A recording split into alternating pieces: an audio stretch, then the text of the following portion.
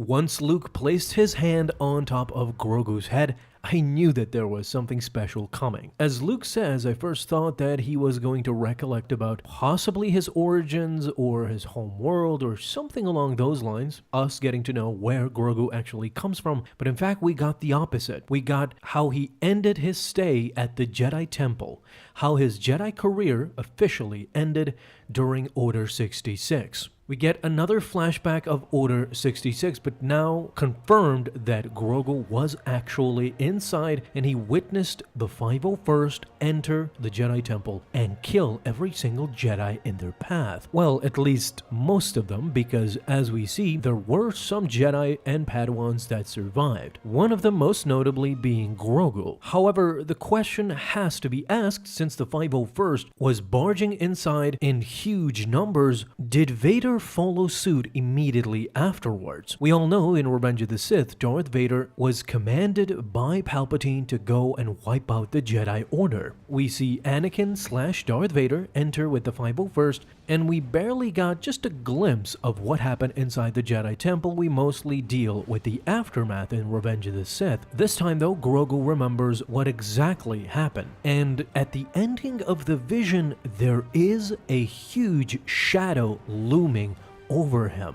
I don't know if you guys noticed this, but there was something coming for Grogu. Was this the clones, or was this actually Darth Vader? You see, in my mind, there is no doubt that Darth Vader eventually saw Grogu. But I think that in this scene, in this clip right now, behind all these clones, is Darth Vader coming for every Jedi and every youngling. In Revenge of the Sith, we see Vader killing younglings a year ago when we found out that Grogu escaped Order 66 and he was inside the Jedi Temple during that time. In that video, I speculated that it could have been Jocasta Nu who saved Grogu from annihilation. Now, after making that video a year later, we still have no official answer, but at least we can talk about Vader's journey and how he possibly saw Grogu inside the Jedi Temple. I think that Darth Vader killing the younglings before he came upon Grogu has a significant role as to why Grogu is now alive. Why, even though Darth Vader met Grogu inside the temple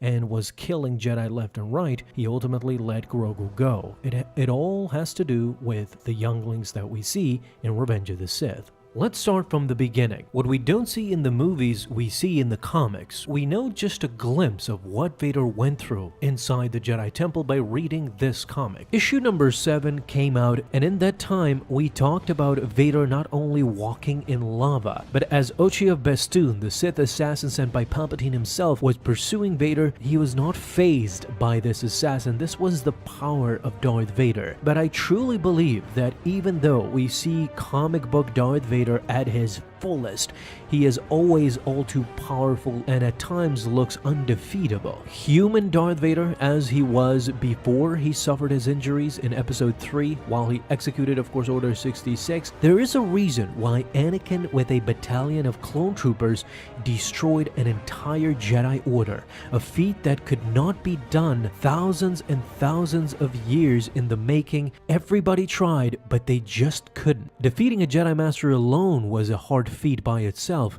Destroying an entire Jedi Order was something altogether, and that's what the original Darth Vader was able to do. Again, we cannot negate the fact, but the clones can only do so much. We all know that without Darth Vader, things would have not panned out for Palpatine if he just used the clones. So with this in mind, the future Emperor sent his new apprentice Darth Vader to destroy the Jedi and kill everybody. As we see in the first panel of issue number 7, Palpatine even asks, did he kill all of the Jedi, even the younglings? And Vader answers with all of them. Even though we see the innocent face of Anakin, right now he is turned into Darth Vader. What's worse, not only has he accepted his role as Darth Vader, but he has just done committing the worst act he could have ever done in his life, which is executing Order 66 and killing even the youngling. As Vader said, all of them. So the regretful nature of Darth Vader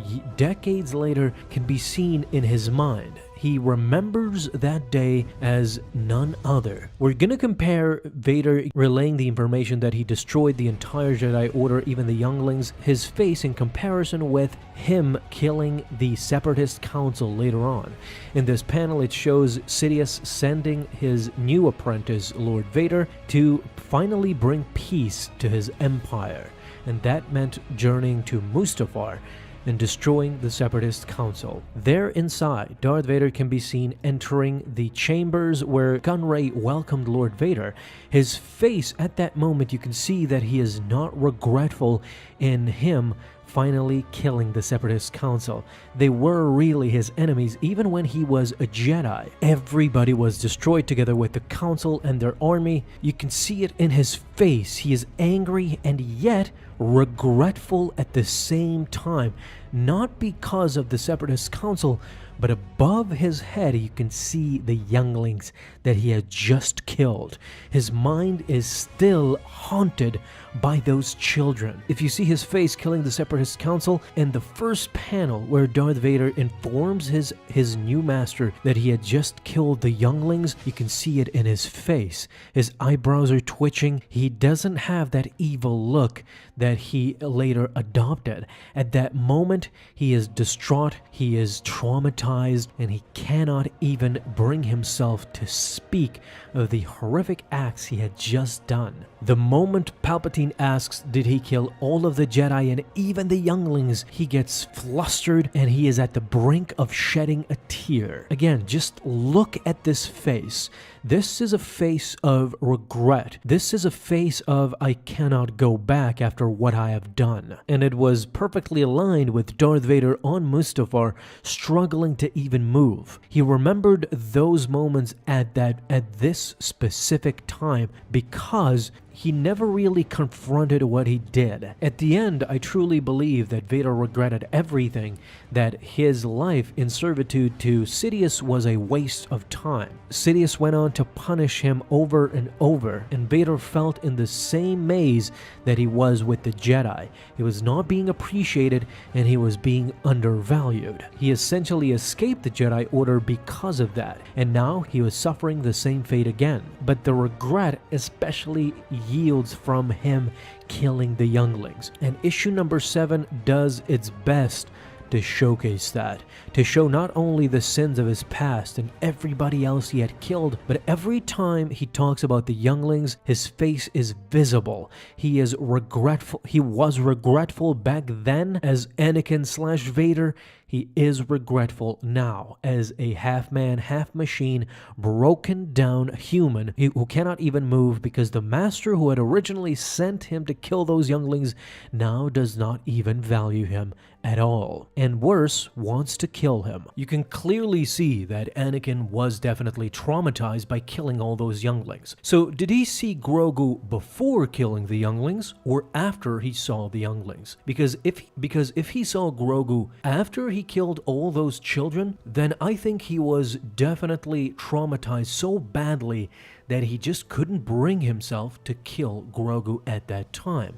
This is why I think this shadow looming over Grogu just before he snaps out of his vision is definitely Darth Vader, looking at Grogu's cute, beautiful face and just not being able to kill him, eventually letting him go, and de facto some Jedi came around and rescued him from the clones too. Now this looming shadow, in my opinion, is definitely Darth Vader standing over Kid Grogu. Don't forget, this is approximately 30 years before the Grogu we see now in the book of Boba Fett, getting trained by Luke. Why I think this looming shadow could be Darth Vader is because Dave Filoni wrote this scene together with Jon Favreau. I don't think these guys insert these accidental things here. I think this mysterious shadow standing over Grogu just before the scene ends definitely signifies something, and it could signify the presence of Darth Vader. Of course, I would love to know, what do you guys think as well? What actually happened between Darth Vader and Grogu? Talk to me down below in the comments. Thank you guys so much for watching this video, and if you enjoyed, leave a thumbs up down below. Subscribe for dailies.